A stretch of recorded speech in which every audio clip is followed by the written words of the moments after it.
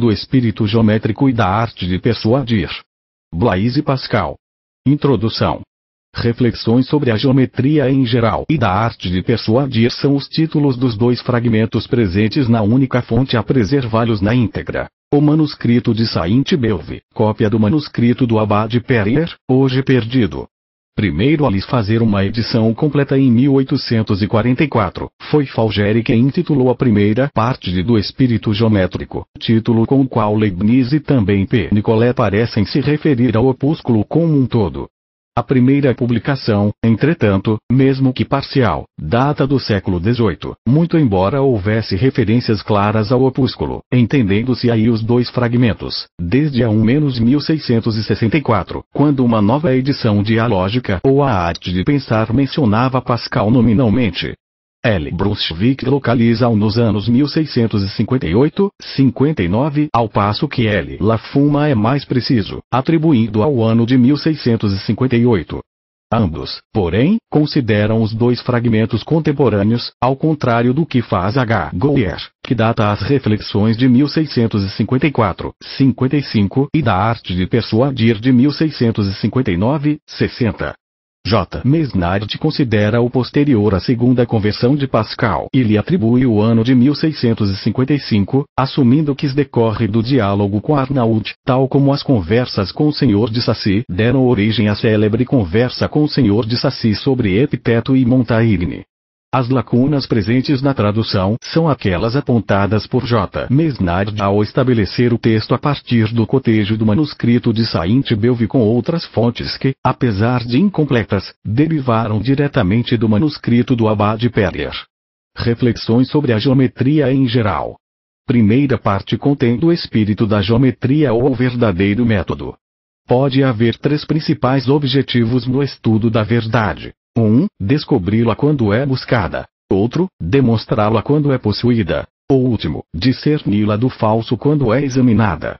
Não falo do primeiro. Trato particularmente do segundo e ele contém o terceiro, pois, caso se conheça um método de provar a verdade, ter-se-á ao mesmo tempo de discerni-la, porquanto, examinando-se a prova que dela se dá está conforme as regras conhecidas, saber-se-á se está demonstrada com exatidão. A geometria, que se destaca nesses três gêneros, explicou a arte de descobrir as verdades desconhecidas. É o que ela chama de análise, acerca da qual seria inútil discorrer depois que tantas obras excelentes foram feitas.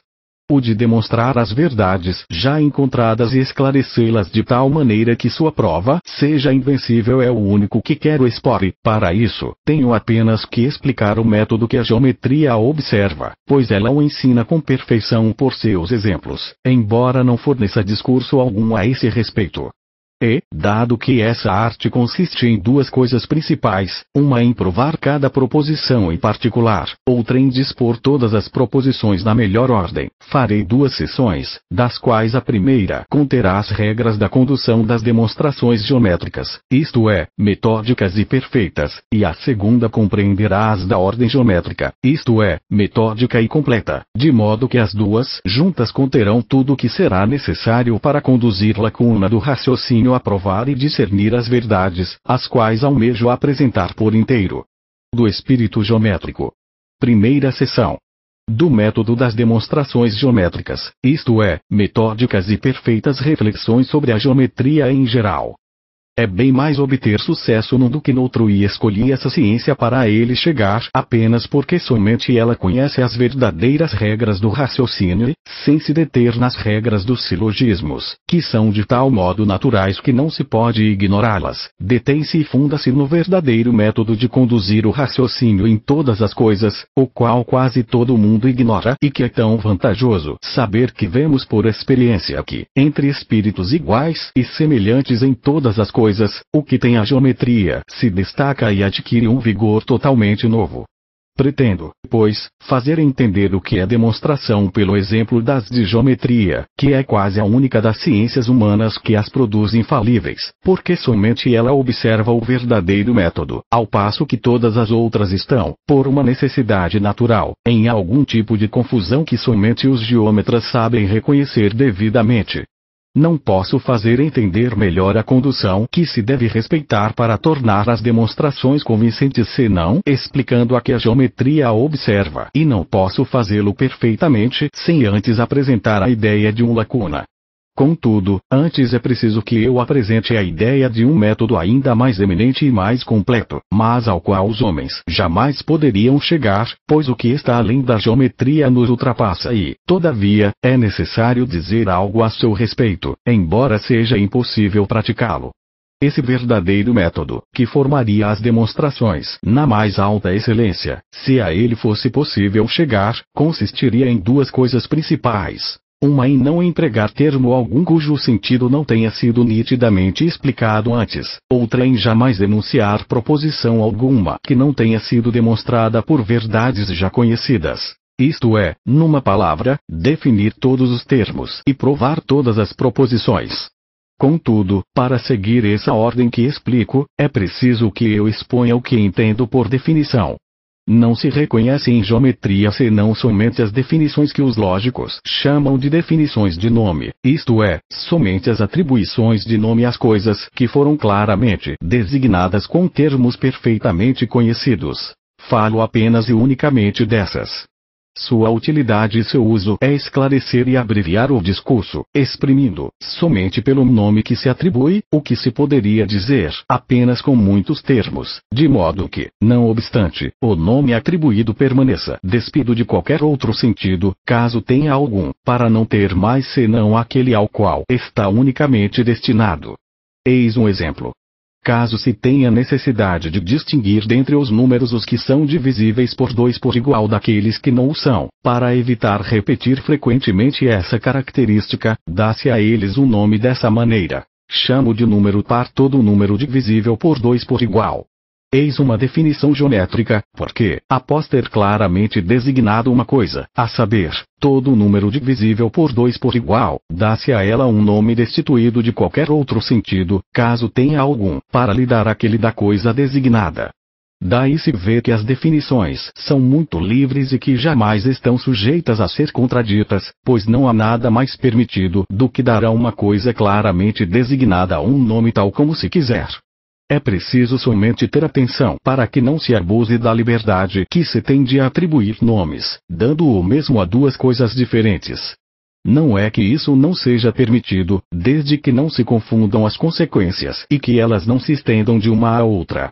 Contudo, caso se caia nesse vício, pode-se-lhe opor um remédio muito seguro e infalível. Substituir mentalmente o definido pela definição e ter sempre a definição tão presente que, todas as vezes em que se falar, por exemplo, de número par, entenda-se com precisão que é aquele divisível em duas partes iguais e que essas duas coisas estejam de tal modo juntas e sejam de tal modo inseparáveis no pensamento que, assim que o discurso exprimir uma, o espírito lhe associe imediatamente a outra.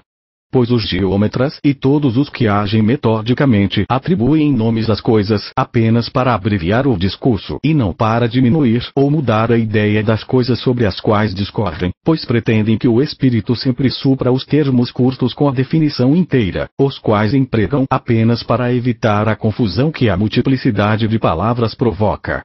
Nada afasta mais pronta e mais poderosamente as surpresas capciosas dos sofistas do que esse método, que é preciso ter sempre presente e que sozinho basta para banir todos os tipos de dificuldade e de equívoco.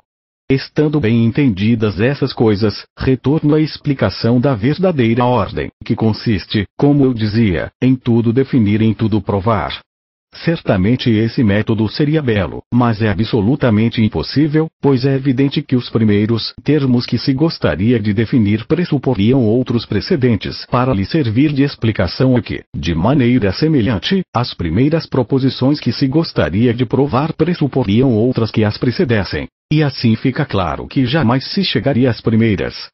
Assim, aprofundando as investigações mais e mais, chega-se necessariamente a palavras primitivas que não podem mais ser definidas e a princípios tão claros que não se encontram outros que o sejam mais para lhe servir de prova. Daí se vê que os homens estão numa impotência natural e imutável para tratar qualquer ciência que seja numa ordem absolutamente completa. Contudo, não se segue daí que se deva abandonar todo tipo de ordem. Pois há uma e é a da geometria, que é, na verdade, inferior por ser menos convincente, mas não por ser menos certa. Ela não define tudo e não prova tudo, e é nisso que é inferior, mas pressupõe apenas coisas claras e constantes pela luz natural, e por isso é perfeitamente verdadeira, pois a natureza a sustenta na falta do discurso. Essa ordem, a mais perfeita entre os homens, consiste não em tudo definir ou em tudo demonstrar, tampouco em nada definir ou em nada demonstrar, mas em se manter nesse meio de não definir as coisas claras e compreendidas por todos os homens, e de definir todas as outras. E de não provar todas as coisas conhecidas pelos homens, e de provar todas as outras. Contra essa ordem pecam igualmente todos que buscam definir tudo e provar tudo e aqueles que negligenciam fazê-lo nas coisas que não são evidentes por si mesmas. É isso que a geometria ensina com perfeição. Ela não define nenhuma destas coisas, espaço, tempo, movimento, número, igualdade, nem as semelhantes que existem em grande número, porque esses termos designam tão naturalmente as coisas que significam, para quem entende a língua, que o esclarecimento que deles se gostaria de fazer traria mais obscuridade do que instrução. Pois não há nada mais fraco do que o discurso daqueles que querem definir essas palavras primitivas. Que necessidade há de explicar o que se entende pela palavra homem? Não se sabe suficientemente qual é a coisa que se quer designar com esse termo? E que vantagem Platão pensava nos oferecer, dizendo que era um animal de duas pernas sem penas? Como se a ideia que dele naturalmente tenho, e que não posso exprimir, não fosse mais nítida e mais segura do que aquela que ele me dá com sua explicação inútil e até ridícula. Pois um homem não perde a humanidade ao perder as duas pernas, e um galo não a adquire ao perder suas penas. Há quem chegue ao absurdo de explicar uma palavra pela própria palavra. Conheço quem definiu a luz do seguinte modo: a luz é um movimento luminar dos corpos luminosos, como se pudesse entender as palavras luminar e luminoso sem a palavra luz. Não se pode buscar definir o ser sem cair nesse absurdo, pois não se pode definir uma palavra sem começar por esta, e, seja quando é expressa ou está subentendida. Portanto, para definir o ser, seria preciso dizer é e assim empregar a palavra definida em sua definição.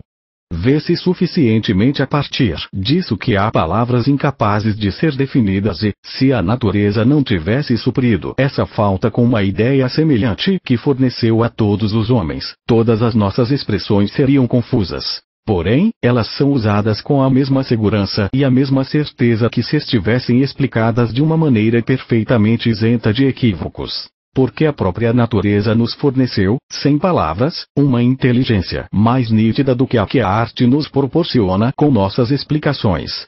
Não é porque todos os homens tenham a mesma ideia da essência das coisas que digo que é impossível e inútil definir. Pois, por exemplo, o tempo é desse tipo. Quem poderá defini-lo? E por que buscar defini-lo, dado que todos os homens concebem o que se quer dizer quando se fala do tempo, sem que ele seja designado mais detalhadamente? Entretanto, há opiniões bastante diferentes acerca da essência do tempo. Uns dizem que é um movimento de uma coisa criada, outros, a medida do movimento, etc. Assim, não é a natureza dessas coisas que digo ser comum a todos. É simplesmente a relação entre um nome e a coisa. De modo que, diante desta expressão, tempo, todos conduzem o pensamento para o mesmo objeto, o que basta para fazer com que esse termo não tenha necessidade de ser definido, embora em seguida, examinando o que é o tempo, venha-se a diferir de opinião depois de se pôr a pensar sobre ele, pois as definições são feitas apenas para designar as coisas denominadas e não para mostrar sua natureza. Não é que não seja permitido chamar com o nome de tempo o movimento de uma coisa criada, pois, como disse há pouco, nada é mais livre do que as definições. Contudo, dada essa definição, haverá duas coisas que serão chamadas pelo nome de tempo. Uma é aquela que todo mundo naturalmente entende por essa palavra e que todos que falam nossa língua denominam com esse termo. Outra será o movimento de uma coisa criada, pois ela também será chamada com esse nome seguindo essa nova definição. Será preciso então evitar os equívocos e não confundir as consequências, pois não se seguirá daí que a coisa que se entende naturalmente pela palavra tempo seja, de fato, o movimento de uma coisa criada. Houve liberdade para se denominar essas duas coisas do mesmo modo, mas não haverá para fazê-las convergir em natureza tanto quanto em nome. Assim, caso se enuncie este discurso, o tempo é o movimento de uma coisa criada. É preciso questionar o que se entende pela palavra tempo, isto é, se lhe conserva o sentido comum e aceito por todos ou se lhe retira esse sentido para lhe dar nessa ocasião o de movimento de uma coisa criada. Porque, se ela for destituída de qualquer outro sentido, não se pode contradizer. E será uma definição livre a partir da qual, como disse, haverá duas coisas que terão o mesmo nome. Contudo, caso se lhe conserve o sentido comum e se pretenda, não obstante, que o que se entende por essa palavra seja o movimento de uma coisa criada, pode-se contradizer. Não é mais uma definição livre, é uma proposição que precisa ser provada, a menos que seja muito evidente por si mesma, e então será um princípio e um axioma, mas jamais uma definição, porque nesse enunciado não se entende que a palavra tempo signifique a mesma coisa que estas. O movimento de uma coisa criada. Mas entende-se que o que se concebe pelo termo tempo seja esse movimento suposto. Se eu não soubesse o quanto é necessário entender isso perfeitamente e o quanto ocorre a toda hora, nos discursos familiares e nos discursos da ciência, ocasiões semelhantes a essa que dei como exemplo, não teria me detido nisso. Contudo, parece-me, pela experiência que tenho da confusão das disputas, que não se pode entrar em demasia nesse espírito de nitidez, para o qual faço todo esse tratado mais do que pelo tema de que nele trato. Pois quantas pessoas há que creem ter definido o tempo quando disseram que é a medida do movimento, conservando-lhe, todavia, seu sentido comum. E, entretanto, elas fizeram uma proposição, não uma definição. De modo semelhante, quantas há que creem ter definido o movimento quando disseram, motus nec simpliciter actus nec mera potentia est, sed actuentis in potentia. E, todavia, se conservam na palavra movimento seu sentido ordinário, como fazem, não é uma definição, mas uma proposição. E, assim, confundindo as definições que chamam de definições de nome, que são as verdadeiras definições livres, permitidas e geométricas, com aquelas que chamam de definições de coisa, que são propriamente proposições em nada livres, mas sujeitas à contradição, elas se dão a liberdade de formar umas tanto como as outras. E, cada uma definido as mesmas coisas a seu modo, por uma liberdade que é tão proibida nesses tipos de definição quanto permitida nas primeiras, elas embaralham todas as coisas e, perdendo toda a ordem e toda a luz, perdem-se a si mesmas e se extraviam em embaraços inexplicáveis. Nisso jamais se cairá seguindo a ordem da geometria. Essa ciência judiciosa está bem afastada da lacuna à definição dessas palavras primitivas, espaço, tempo, movimento, igualdade, maioria, diminuição, todo, e das outras que o mundo entende por si mesmo. Contudo, excetuando-se essas, o resto dos termos que emprega são de tal modo esclarecidos e definidos que não se tem necessidade de dicionário para entender nenhum deles, de modo que, numa palavra, todos esses termos são perfeitamente inteligíveis, ou pela luz natural, ou pelas definições que ela fornece. Eis de que maneira ela evita todos os vícios que podem ser encontrados no primeiro ponto, que consiste em definir somente as coisas que precisam sê-lo. Ela atua do mesmo modo com relação ao outro ponto, que consiste em provar as proposições que não são evidentes.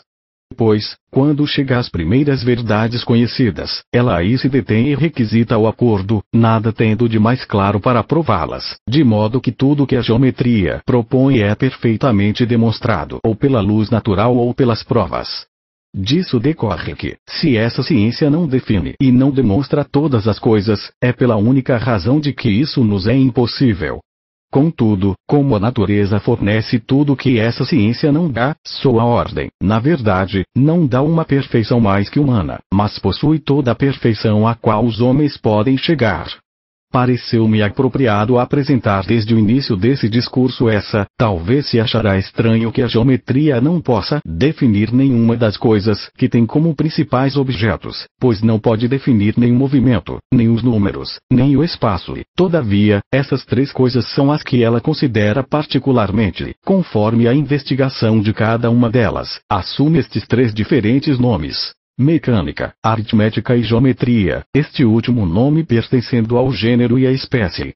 Contudo, não se ficará surpreso, caso se observe que, atendo-se essa admirável ciência apenas às coisas mais simples, essa mesma qualidade que as torna dignas de ser seus objetos as torna incapazes de ser definidas, de modo que a ausência de definição é antes uma perfeição do que uma falta, porque não advém de sua obscuridade, mas, ao contrário, de sua extrema evidência, que é tal que, ainda que não tenha a convicção das demonstrações, tem toda a certeza delas. Ela pressupõe, portanto, que se saiba qual é a coisa que se entende por estas palavras: movimento, número, espaço. E, sem se deter em defini-las inutilmente, penetra em sua natureza e descobre suas maravilhosas propriedades. Essas três coisas, que compreendem todo o universo, segundo estas palavras: Deus fecit omnia in pondere, in número, et mensura, 20 tem uma ligação recíproca e necessária. Pois não se pode imaginar o movimento sem alguma coisa que se mova. E, sendo essa coisa una, essa unidade é a origem de todos os números. E, enfim, não podendo haver movimento sem espaço, veem-se essas três coisas contidas na primeira. O próprio tempo aí está compreendido, pois o movimento e o tempo são relativos um ao outro. A rapidez ou a lentidão, que são as diferenças dos movimentos, têm uma relação necessária com o tempo. Assim, há propriedades comuns a todas essas coisas, cujo conhecimento abre o espírito às maiores maravilhas da natureza. A principal são as duas infinidades que se encontram em todas, uma de grandeza, outra de pequenez. Pois, por mais rápido que seja um movimento, pode-se conceber outro que o seja mais e apressar ainda a este último, e assim sempre ao infinito sem jamais chegar a um que o seja de tal modo que não se possa mais aumentá-lo. E, ao contrário, por mais lento que seja um movimento, pode-se retardá-lo mais, e ainda a este último, e assim ao infinito sem jamais chegar a um tal grau de lentidão que não se possa ainda reduzi-lo a uma infinidade de outros sem cair no repouso. De modo semelhante, por maior que seja um número, pode-se conceber o maior, e ainda um que ultrapasse o último, e assim ao infinito sem jamais chegar a um que não possa mais ser aumentado. E, ao contrário, por menor que seja um número, como a centésima ou a 10ª parte, pode-se ainda conceber o menor, e sempre ao infinito sem chegar ao zero ou ao nada. De modo semelhante, por maior que seja um espaço, pode-se conceber o maior, e ainda um que o seja mais, e assim ao infinito sem jamais chegar a um que não possa mais ser aumentado. E, ao contrário, por menor que seja um espaço, pode-se ainda considerar o menor, e sempre ao infinito, sem jamais chegar a um indivisível que não tenha extensão alguma. Dá-se o mesmo com o tempo. Pode-se sempre conceber o maior sem o último e um menor sem chegar a um instante e a um puro nada de duração. Isto é, numa palavra, seja qual for o movimento, o número, o espaço, o tempo, há sempre um maior e um menor, de modo que todos eles se sustêm entre o nada e o infinito, estando sempre infinitamente afastados desses extremos. Todas essas verdades não podem ser demonstradas e, todavia, são os fundamentos e os princípios da geometria. Contudo, como a causa que as torna incapazes de demonstração não é sua obscuridade, mas, ao contrário, sua extrema evidência, essa ausência de prova não é uma falta, mas antes uma perfeição. Daí se vê que a geometria não pode definir os objetos, nem provar os princípios, mas pela única e vantajosa razão de uns e outros estarem numa extrema clareza natural, que convence a razão mais poderosamente do que o discurso. Pois o que há de mais evidente do que essa verdade, que o número, qualquer que seja, pode ser aumentado? Não se pode dobrá-lo. E que a rapidez de um movimento pode ser dobrada que, de modo semelhante, um espaço pode ser dobrado? E quem pode também duvidar de que o número, qualquer que seja, possa ser dividido pela metade sua metade ainda pela metade? Pois seria essa metade o nada? E como essas duas metades, que seriam dois zeros, formariam um número? De modo semelhante, um movimento, por mais lento que seja, não pode ser diminuído pela metade, de modo que percorra o mesmo espaço no dobro do tempo, e esse último movimento também. Pois isso seria um puro repouso. E como poderia ocorrer que essas duas metades de velocidade, que seriam dois repousos, formassem a primeira velocidade? Também um espaço, por menor que seja, não pode ser dividido em dois e essas metades também. E como se poderia fazer com que essas duas metades fossem indivisíveis sem extensão alguma, elas que, unidas no todo, formaram a primeira extensão? Não há conhecimento natural no homem que preceda a esses e que os ultrapasse em clareza. Não obstante, a fim de que haja exemplo de tudo, existem espíritos, excelentes em todas as outras coisas, aos quais essas infinidades chocam e que não podem de modo algum a elas consentir. Jamais conheci alguém que tenha pensado que o espaço não possa ser aumentado, mas vi alguns, muito hábeis aliás, que asseguraram que um espaço podia ser dividido em duas partes indivisíveis, por mais absurdo que isso seja. Eu me dediquei a investigar neles qual podia ser a causa dessa obscuridade e descobri que havia apenas uma principal, que é não poderem conceber um contínuo divisível ao infinito, donde concluem que não é divisível.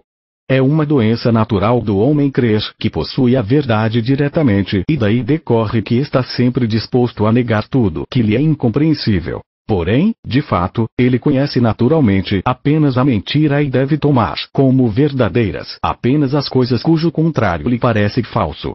E é por isso que, todas as vezes que uma proposição é inconcebível, é preciso suspender o juízo e não a negar por esse aspecto, mas examinar seu contrário. E, caso se descubra que é manifestamente falso, pode-se ousadamente afirmar a primeira, por mais incompreensível que seja. Apliquemos esta regra ao nosso assunto. Não há geômetra que não creia ser o espaço divisível ao infinito. Sê-lo sem esse princípio é como ser homem sem alma. E, não obstante, não há quem compreenda uma divisão infinita. E não se está seguro dessa verdade inconcebível senão pela única razão, mas que certamente é suficiente, de que se compreende perfeitamente que é falso que, dividindo um espaço, possa-se chegar a uma parte indivisível, isto é, que não tenha extensão alguma. Pois o que há de mais absurdo do que pretender que, dividindo sempre um espaço, chega-se enfim a uma divisão tal que, dividindo-a em duas, cada uma das metades permaneça indivisível e sem extensão alguma e que assim esses dois nadas de extensão formem juntos uma extensão. Pois eu gostaria de perguntar àqueles que têm essa ideia se concebem nitidamente que dois indivisíveis se tocam. Se é em toda parte, eles são uma mesma coisa e, por conseguinte, os dois em conjunto são indivisíveis. E, se não é em toda parte, é então apenas em uma parte. Logo, eles têm partes. Logo, não são indivisíveis. Que se eles confessam, como de fato admitem quando pressionados, que sua proposição é tão inconcebível como a outra, que eles reconheçam que não é por nossa capacidade de conceber as coisas que devemos julgar sua verdade, pois, sendo inconcebíveis todos esses dois contrários, é necessariamente certo, todavia, que um dos dois seja verdadeiro. Contudo, que há essas dificuldades quiméricas, e que são proporcionais apenas à nossa fraqueza, eles oponham essas clarezas naturais e essas verdades sólidas. Se fosse verdade que o espaço fosse composto por um certo número finito de indivisíveis, seguir-se-ia que dois espaços, cada um dos quais quadrado, isto é, igual e semelhante de todos os lados, sendo o dobro do outro, conteria um número desses indivisíveis que seria o dobro do número dos indivisíveis do outro. Que eles retenham bem essa consequência e que se exercitem em seguida em dispor pontos em quadrados até que tenham encontrado dois, dos quais um tenha o dobro de pontos do outro, e então eu lhes farei curvar tudo que há de geômetras no mundo. Contudo, se a coisa é naturalmente impossível, isto é, se há uma impossibilidade invencível para dispor quadrados de pontos, dos quais um tenha o dobro de pontos do outro, como eu mostraria nesse mesmo lugar, se a coisa merecesse que nela nos detivéssemos, que eles tirem as consequências disso. E, para aliviá-los das dificuldades que teriam em certas situações, como em conceber que um espaço tenha uma infinidade de divisíveis, visto que são percorridos em tão pouco tempo, durante o qual se teria percorrido essa infinidade de divisíveis, é preciso adverti-los de que não devem comparar coisas tão desproporcionais como a infinidade dos divisíveis com o pouco tempo em que são percorridos. Mas que comparem o espaço inteiro com o tempo inteiro e os infinitos divisíveis do espaço com os infinitos instantes desse tempo. E assim descobrirão que se percorre uma infinidade de divisíveis numa infinidade de instantes e um pequeno espaço num pequeno tempo. Nisso eles não mais encontram a desproporção que os havia espantado. Enfim, se considero estranho que um pequeno espaço tenha tantas partes quanto um grande, que entendam também que elas são proporcionalmente menores e que observem o firmamento através de um pequeno vidro para se familiarizar com esse conhecimento, vendo cada parte do céu em cada parte do vidro. Contudo, se não podem compreender que partes tão pequenas que nos são imperceptíveis possam ser tão divididas quanto o firmamento, não há melhor remédio do que lhes fazer observá-las com lunetas que ampliam essa ponta delicada até uma massa prodigiosa. Daí conceberão facilmente que, com o auxílio de um outro vidro talhado ainda mais artisticamente, poder-se-ia ampliá-las até igualar esse firmamento cuja extensão admiram. E, assim, esses objetos lhes parecendo agora muito facilmente divisíveis, que eles se lembrem de que a natureza pode infinitamente mais do que a arte. Pois, enfim, quem lhes assegurou que esses vidros terão mudado a grandeza natural desses objetos ou se, ao contrário, reestabeleceram a verdadeira, que a figura do nosso olho havia mudado e reduzido, como fazem as lunetas que diminuem? É deplorável se deter nessas bagatelas, mas há tempos para ninharias. Basta dizer a espíritos claros nessa matéria que dois nadas de extensão não podem formar uma extensão. Contudo, porque há quem pretenda se furtar dessa luz com esta maravilhosa resposta, que dois nadas de extensão podem formar uma extensão tão bem quanto duas unidades, das quais nenhuma é um número, formam um número com sua união, é preciso lhes replicar que poderiam opor da mesma maneira que 20.000 homens fazem um exército, embora nenhum deles seja um exército. Que 1.000 casas formam uma cidade, embora nenhuma seja uma cidade. Ou que as partes fazem o todo, embora nenhuma seja o todo. Ou, para permanecer na comparação dos números, que 2 binários formam o quaternário e 10 dezenas uma centena, embora nenhum seja. Contudo, não é ter o espírito justo confundir com comparações tão desiguais a natureza imutável das coisas com seus nomes livres e voluntários, dependentes do capricho dos homens que os compuseram. Pois é claro que, para facilitar os discursos, deu-se o nome de exército a 20.000 homens, o de cidade a muitas casas, o de dezena a 10 unidades. E que dessa liberdade nascem os nomes de unidade, binário, quaternário, dezena, centena, diferentes em nossas fantasias, embora essas coisas sejam, de fato, do mesmo gênero por sua natureza invariável e sejam todas proporcionais entre si e difiram apenas segundo o mais ou menos e embora, a partir desses nomes, o binário não seja quaternário, nem uma casa uma cidade, não mais do que uma cidade não é uma casa. Contudo, embora uma casa não seja uma cidade, ela não é, todavia, um nada de cidade. Há bastante diferença entre não ser uma coisa e ser um nada desta coisa. Pois, a fim de que se compreenda a coisa a fundo, é preciso saber que a única razão pela qual a unidade não está na categoria dos números é que Euclides e os primeiros autores que trataram de aritmética, tendo muitas propriedades a estabelecer que convinham a todos os números exceto a unidade, para evitar dizer frequentemente que em todo número, exceto a unidade, tal condição se aplica, excluíram a unidade do significado da palavra número pela liberdade que já dissemos que se tem para formular definições a seu bel prazer. Assim, se tivessem querido, teriam do mesmo modo excluído o binário e o ternário, e tudo que lhes aprouvesse, pois disso se é senhor, desde que se advirta a respeito, como, ao contrário, a unidade é colocada, quando se quer, na categoria dos números e o mesmo com as frações. E, de fato, é obrigatório fazê-lo nas proposições gerais para evitar dizer a cada vez. Em todo número, e na unidade e nas frações, uma tal propriedade se encontra. E é nesse sentido indefinido que a tomei em tudo que escrevi a respeito. Contudo, o próprio Euclides, que negou à unidade o nome de número, o que lhe foi permitido, para fazer entender, todavia, que ela não é um nada de número, mas que é, ao contrário, do mesmo gênero, definiu assim as grandezas homogêneas. As grandezas, diz ele, são ditas ser do mesmo gênero quando uma, sendo muitas vezes multiplicada, pode chegar a ultrapassar a outra.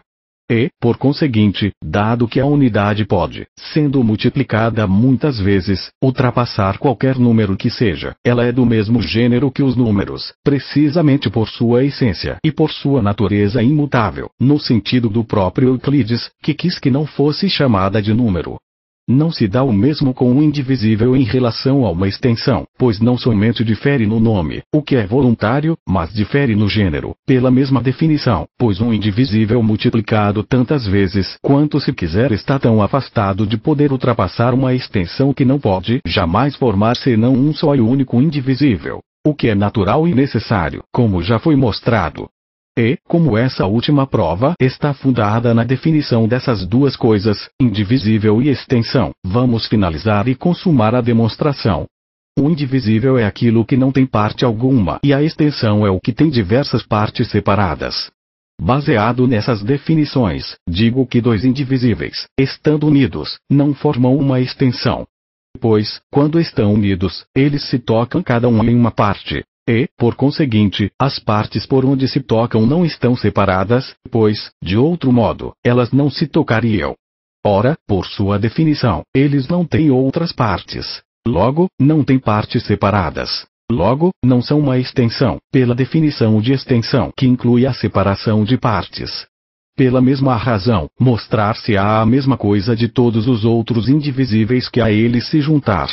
E, por conseguinte, o indivisível, multiplicado tanto quanto se quiser, não formará jamais uma extensão. Logo, não é do mesmo gênero da extensão, pela definição das coisas do mesmo gênero. Eis como se demonstra que os indivisíveis não são do mesmo gênero dos números. Daí decorre que duas unidades bem podem formar um número, porque são do mesmo gênero, e que dois indivisíveis não formam uma extensão, porque não são do mesmo gênero. Daí se vê como há pouca razão em comparar a relação que há entre a unidade e os números àquela que há entre os indivisíveis e a extensão.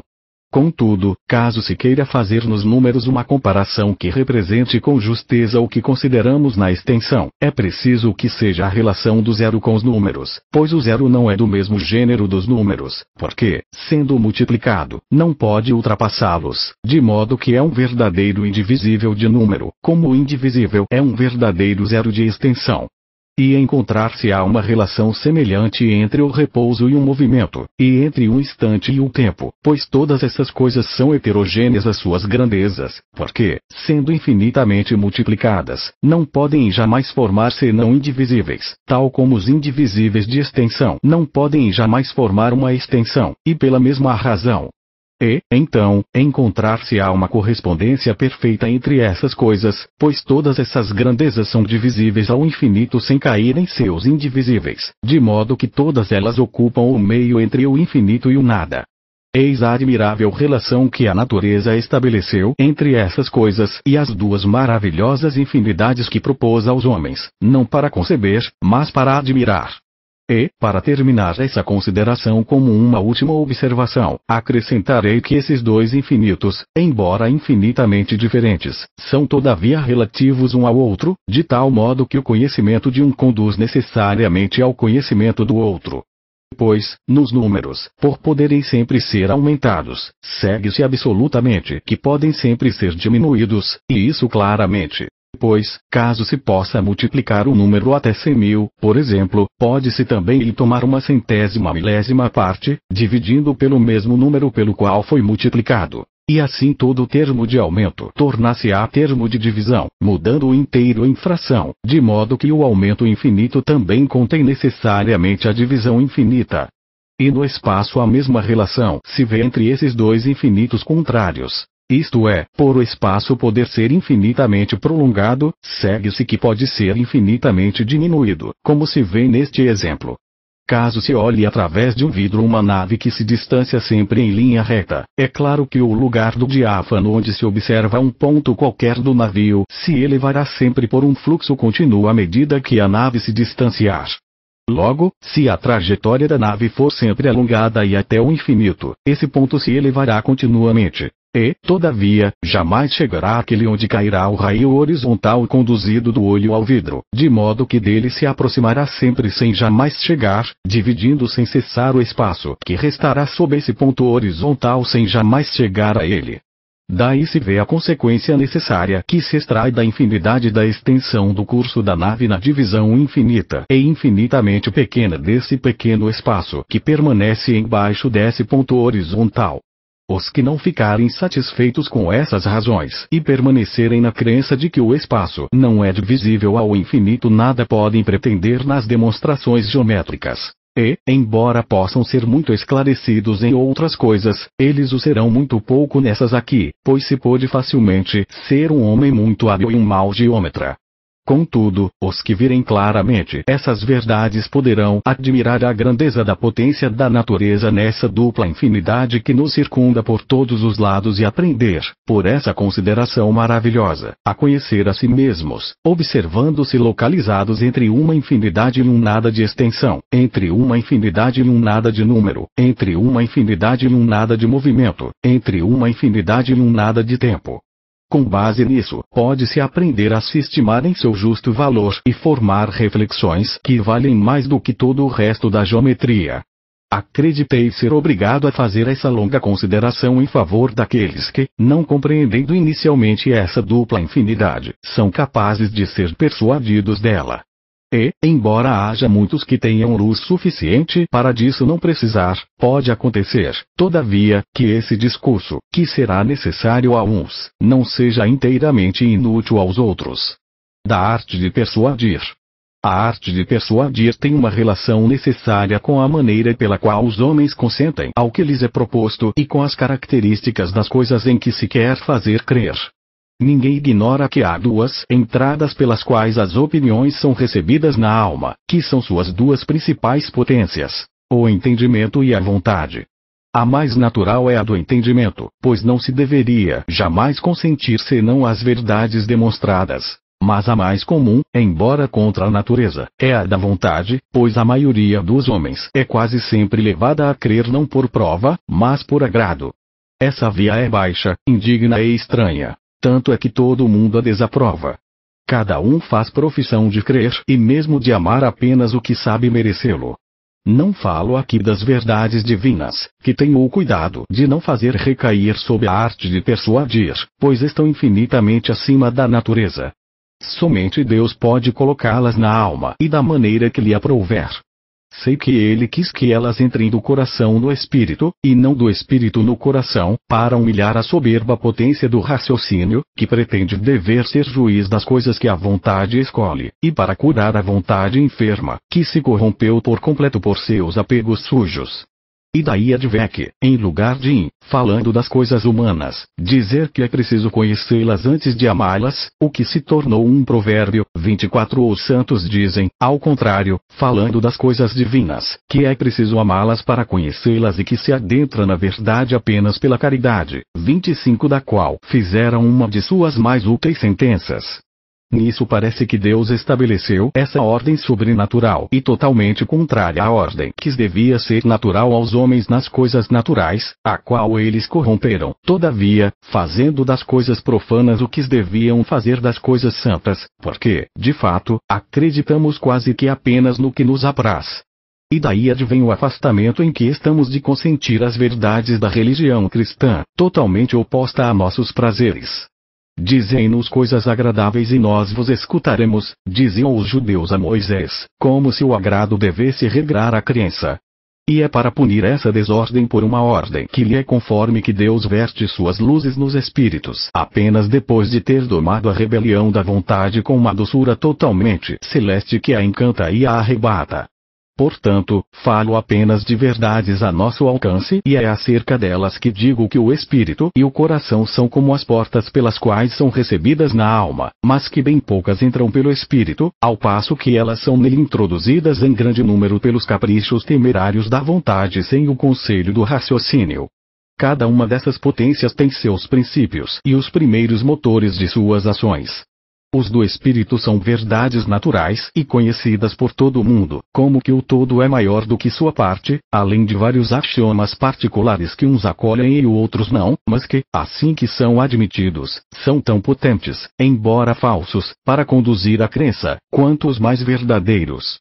Os da vontade são certos desejos naturais e comuns a todos os homens, como o desejo de ser feliz, que ninguém pode não ter, além de vários objetos particulares que cada um segue para nela chegar e que, tendo a força de nos aprazer, são tão fortes, ainda que de fato perniciosos, para fazer a vontade agir, quanto se produzissem a verdadeira felicidade.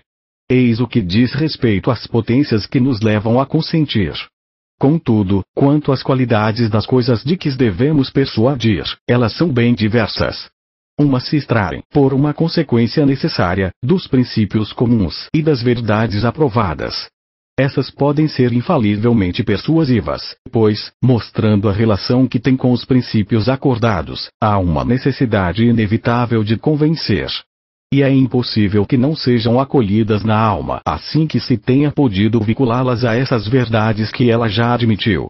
Há outras que têm uma união estreita com os objetos de nossa satisfação, e essas também são acolhidas com certeza, pois tão logo se faça a alma perceber que uma coisa pode conduzi-la ao que ela ama soberanamente, é inevitável que se dirija à coisa com alegria. Contudo, as que têm ligação ao mesmo tempo com as verdades aprovadas e com os desejos do coração, elas estão tão seguras de seu efeito que não há nada que esteja mais seguro na natureza. Como, ao contrário, o que não tem relação nem com nossas crenças, nem com nossos prazeres nos é incômodo, falso e absolutamente estranho. Em todas essas situações não há nada a duvidar. Contudo, há algo a duvidar quando as coisas nas quais se quer fazer crer estão bem estabelecidas sobre verdades conhecidas, mas são ao mesmo tempo contrárias aos prazeres que mais nos tocam. E essas correm grande risco de mostrar, por uma experiência que é bastante comum, o que eu dizia no começo, que a alma imperiosa, que se gabava de agir apenas pela razão, segue, por uma escolha vergonhosa e temerária, o que uma vontade corrompida deseja, por mais resistência que o espírito bem esclarecido possa lhe opor. É então que se faz um equilíbrio duvidoso entre a verdade e a volúpia e que o conhecimento de uma e o sentimento de outra travam um combate cujo resultado é bem incerto, pois seria preciso, para julgá-lo, conhecer tudo o que se passa no mais interior do homem, o que o próprio homem não conhece quase nunca. A partir disso se vê que, independente do que se queira persuadir, é preciso considerar a pessoa a quem se quer persuadir, da qual é preciso conhecer o espírito e o coração, com quais princípios concorda, de quais coisas gosta, e em seguida observar, na coisa da qual se trata, que relação tem com os princípios aprovados ou com os objetos deliciosos pelos encantos que são concedidos a ela. De modo que a arte de persuadir consiste tanto na de agradar quanto na de convencer, tanto os homens se governam mais pelo capricho do que pela razão. Ora, desses dois métodos, um de convencer, outro de agradar, darei aqui as regras apenas do primeiro, e ainda no caso em que se tenha concordado com os princípios e que se permaneça firme em aprová-los. Aliás, não sei se haveria uma arte para adaptar as provas à inconstância de nossos caprichos. Contudo, a maneira de agradar é sem comparação bem mais difícil, mais sutil, mais útil e mais admirável. Assim, se não trato dela, é porque não sou capaz e me sinto de tal modo desproporcional a ela que, para mim, creio ser uma coisa absolutamente impossível. Não é que eu não creia que haja regras tão seguras para agradar quanto para demonstrar, e que quem as pudesse perfeitamente conhecer e praticar não obteria sucesso tão seguramente em se fazer amar pelos reis e por todos os tipos de pessoa quanto em demonstrar os elementos da geometria àqueles que têm imaginação suficiente para compreender suas hipóteses. Contudo, penso, e talvez seja a minha fraqueza que me faz crer nisso, que é impossível chegar a tanto. Ao menos, sei que, se alguém é capaz, são pessoas que conheço e que ninguém tem sobre isso luzes tão claras e tão abundantes. A razão dessa extrema dificuldade advém de os princípios do prazer não serem firmes e estáveis. São diversos em todos os homens e variáveis em cada um em particular, com uma tal diversidade que não há homem mais diferente de um outro do que de si mesmo em tempos diversos. Um homem tem prazeres diferentes dos de uma mulher. O rico e o pobre os têm diferentes. Um príncipe, um guerreiro, um comerciante, um burguês, um camponês, os velhos, os jovens, os sãos, os doentes, todos variam. Os menores acidentes os alteram. Ora, há uma arte, e é esta que dou, para mostrar a ligação das verdades com seus princípios, seja da verdade, seja do prazer, desde que os princípios uma vez aprovados permaneçam firmes e sem jamais ser desmentidos. Contudo, como há poucos princípios desse tipo e como, fora da geometria, que considera apenas as linhas muito simples, quase não há verdades acerca das quais permaneçamos sempre de acordo e, menos ainda, objetos de prazer acerca dos quais não mudemos a toda hora, não sei se há um meio de dar regras firmes para adequar os discursos à inconstância de nossos caprichos. Essa arte, que chamo de arte de persuadir, e que é propriamente apenas a condução das provas metódicas perfeitas, consiste em 3 partes essenciais. Definir com definições claras os termos dos quais se deve se servir. Propor princípios ou axiomas evidentes para provar a coisa de que se trata. E sempre substituir mentalmente na demonstração os definidos pelas definições. E a razão desse método é evidente, pois seria inútil propor o que se quer provar e buscar sua demonstração se antes não se houvesse definido claramente todos os termos que não são inteligíveis. E, do mesmo modo, é preciso que a demonstração seja precedida da postulação dos princípios evidentes que lhe são necessários. Pois, caso não se assegure o fundamento, não se pode assegurar o edifício. E é preciso, enfim, ao demonstrar, substituir mentalmente os definidos pelas definições, pois de outro modo poder-se-ia abusar dos diversos sentidos que se encontram nos termos. E é fácil ver que, observando esse método, fica-se seguro de convencer, pois, estando entendidos todos os termos e perfeitamente isentos de equívoco pelas definições e havendo acordo sobre os princípios, se na demonstração se substitui sempre mentalmente os definidos pelas definições, a força invencível das consequências não pode deixar de ter todo o seu efeito. Assim, jamais uma demonstração na qual essas circunstâncias são observadas pode estar sujeita à menor dúvida, e jamais aquelas em que elas faltam podem ter força. Portanto, é importante bem compreendi-las e dominá-las e é por isso que, para tornar a coisa mais fácil e mais presente, eu darei todas nessas poucas regras que contêm tudo o que é necessário para a perfeição das definições, dos axiomas e das demonstrações e, por conseguinte, do método inteiro das provas geométricas da arte de persuadir. Regras para as definições. 1.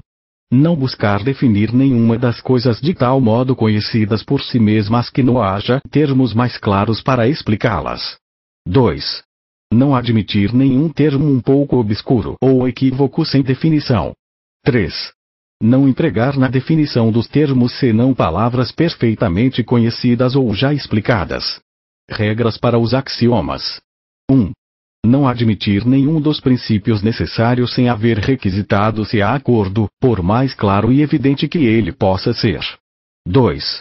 Não postular como axioma senão coisas perfeitamente evidentes por si mesmas. Regras para as demonstrações. 1.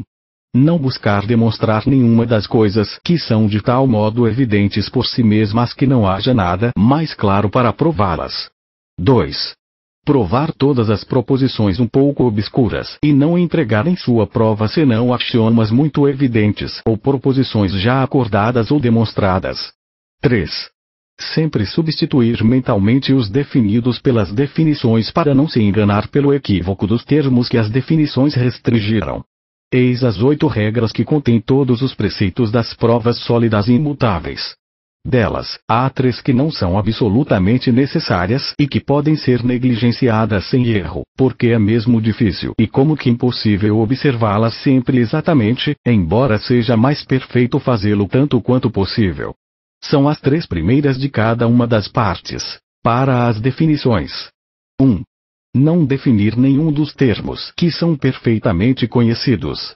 Para os axiomas. 1. Não admitir questionar nenhum dos axiomas perfeitamente evidentes e simples. Para as demonstrações. 1. Não demonstrar nenhuma das coisas bem conhecidas por si mesmas. Pois, sem dúvida, não é uma grande falta definir e explicar bem claramente as coisas, embora muito claras por si mesmas, nem admitir questionar de antemão axiomas que não podem ser recusados onde são necessários, nem, enfim, provar proposições com as quais se concordaria sem prova. Contudo, as 5 outras regras são de uma absoluta necessidade e não se pode dispensá-las sem uma falta essencial e frequentemente sem erro. E é por isso que as retomarei aqui em particular. Regras necessárias para as definições. 2. Não admitir nenhum termo um pouco obscuro ou equívoco sem definição. 3. Não empregar nas definições senão termos perfeitamente conhecidos ou já explicados. Regras necessárias para os axiomas. 2. Não postular como axioma senão coisas perfeitamente evidentes. Regras necessárias para as demonstrações. 2. Provar todas as proposições não empregando em sua prova senão axiomas muito evidentes por si mesmos ou proposições já demonstradas ou acordadas. 3. Não abusar jamais do equívoco dos termos deixando de os substituir mentalmente pelas definições que os restringem e os explicam. Eis as 5 regras que formam tudo o que há de necessário para tornar as provas convincentes, imutáveis e, para dizer tudo, geométricas. E as 8 regras em conjunto as tornam ainda mais perfeitas. Passo agora àquelas da ordem na qual as proposições devem ser dispostas para ficarem numa sequência excelente e geométrica. Depois de ter estabelecido lacuna. Eis em que consiste essa arte de persuadir que se encerra nestas 2 regras. Definir todos os nomes atribuídos. Provar tudo, substituindo mentalmente os definidos pelas definições. Sobre isso me parece apropriado antecipar 3 objeções principais que poderão ser feitas. Uma, que esse método nada tem de novo. Outra, que é bem fácil de aprender sem que para tanto seja necessário estudar os elementos de geometria, pois ele consiste nessas 2 palavras que se sabe à primeira leitura.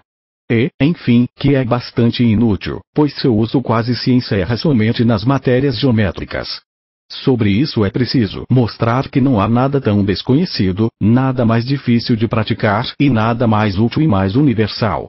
Quanto à primeira objeção, a de que essas regras são comuns no mundo, de que é preciso tudo definir e tudo provar, e que os próprios lógicos as colocaram entre os preceitos de sua arte, gostaria que a coisa fosse verdadeira e que fosse tão conhecida que eu não tivesse tido o trabalho de investigar com tanto cuidado a fonte de todas as faltas dos raciocínios, que são verdadeiramente comuns.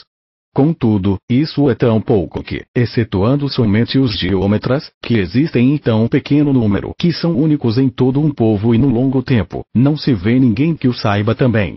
Será fácil fazê-lo entender àqueles que tiverem perfeitamente compreendido o pouco que disse a respeito. Contudo, se não o conceberam perfeitamente, confesso que não terão nada a aprender.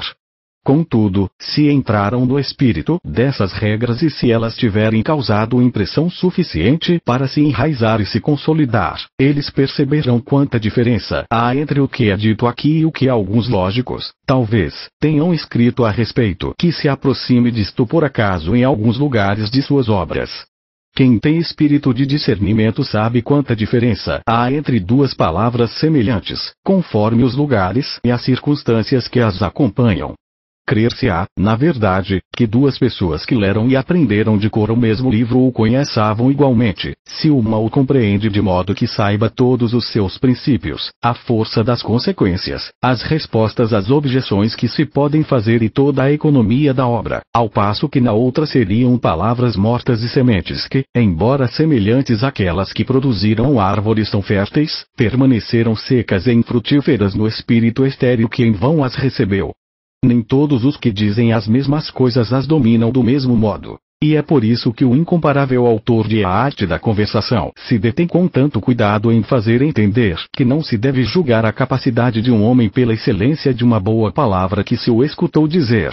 Mas, em lugar de estender a admiração de um bom discurso à pessoa, que se penetre, diz ele, no espírito do qual saiu, que se verifique se ele o sustenta de memória ou por um feliz acaso. Que ele seja recebido com frieza e com desprezo a fim de ver se sentirá que não se dá ao que diz a estima que seu valor merece. Muito frequentemente, ver-se-á que se o fará se retratar na hora e que se o levará bem longe desse pensamento melhor em que não acredita para lançá-lo noutro completamente baixo e ridículo. É preciso então o sondar como esse pensamento está alojado em seu autor, como, por onde, até que ponto ele o domina. De outro modo, o juízo precipitado será julgado temerário. Gostaria de questionar a pessoas equânimes se este princípio, a matéria possui uma incapacidade natural invencível de pensar e este, penso, logo existo, são de fato uma mesma coisa no espírito de Descartes e no espírito de Santo Agostinho, que disse a mesma coisa 1200 anos antes. Na verdade, estou bem longe de dizer que Descartes não seja seu verdadeiro autor, mesmo que o tenha aprendido apenas na leitura desse grande santo, pois sei quanta diferença há entre escrever uma palavra ao acaso, sem fazer uma reflexão mais longa e mais extensa, e perceber nessa palavra uma série admirável de consequências que prova a distinção das naturezas material e espiritual e fazer disso um princípio firme e sustentado de uma física inteira, como Descartes pretendeu fazer.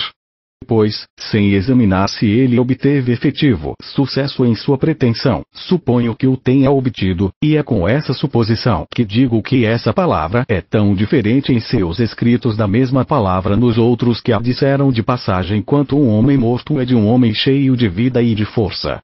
Alguém dirá uma coisa por si mesmo sem compreender sua excelência ao passo que um outro compreenderá uma série maravilhosa de consequências que nos faz dizer ousadamente que não é mais a mesma palavra e que ele não a deve mais àquele com quem a aprendeu do que uma árvore admirável não pertencerá àquele que lançou a semente, sem pensar e sem conhecê-la, numa terra abundante que dela assim teria se aproveitado por sua própria fertilidade.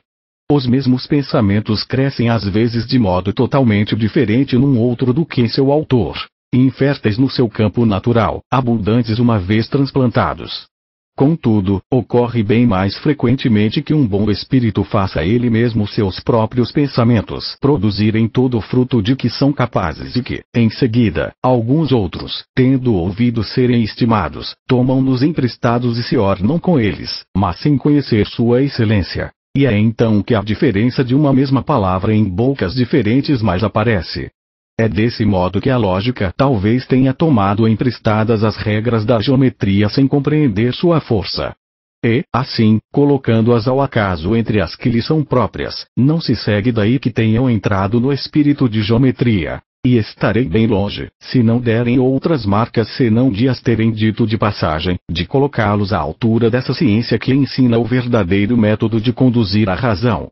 Contudo, ao contrário, estarei bem disposto a excluí-los dessa ciência e quase sem retorno, pois terem-nas dito de passagem sem terem notado que tudo está encerrado em seu interior e, em lugar de seguir suas luzes, extraviar-se a perder de vista depois de investigações inúteis para correr para o que aquelas oferecem e não podem dar, é verdadeiramente mostrar que não se é perspicaz, e bem mais do que se as tivesse deixado de seguir apenas porque delas não se havia apercebido.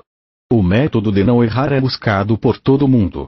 Os lógicos fazem profissão de a ele conduzir, somente os geômetras chegam a ele, fora de sua ciência e do que a imita, não há verdadeiras demonstrações.